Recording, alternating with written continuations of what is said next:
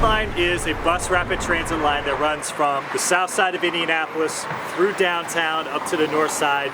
The stations are much nicer to wait, much safer to wait in. It's a big improvement because of the frequency, because of the amenities of the stations, because of the convenience of paying my fare at the station and just getting on the bus. When most people think about riding the bus, you may think about, bench that you're sitting on, in the baking sun.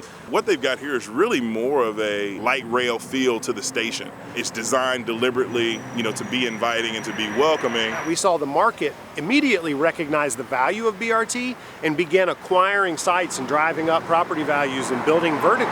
We're specifically seeking out locations that are on these transit corridors because we know what development has followed those. Obviously, light rail's sexy and fun, but the bottom line is BRTs like this are more affordable, and the cost savings that you can secure allow you to make additional investments in other infrastructure. So we're also making needed investments in sidewalk infrastructure, ADA accessible ramps, and also some beautifications as well. We built the Red Line for roughly $90 million.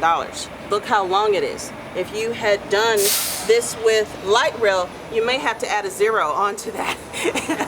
I grew up loving trains, and then when I moved down to Atlanta, I rode on MARTA Rail, and it was always a highlight for me. And it took me a little while to warm up to the concept of BRT. It's one of those things that once you experience it and you see what it can do for the community, I think it's a really great option. I think it's really more just of a paradigm shift of people understanding what the product is and that it's not your grandparents' bus design or even the bus experience of our youth. BRT is really bringing a lot of those rail-like elements, having station platforms that are level, multiple doors that you can enter and exit. Vehicles come often. They come when you need them, that it's reliable and consistent. We can drop off the girls at their daycare. I can drop off Alice at her school, and then I can also hop back on the Red Line and head to work.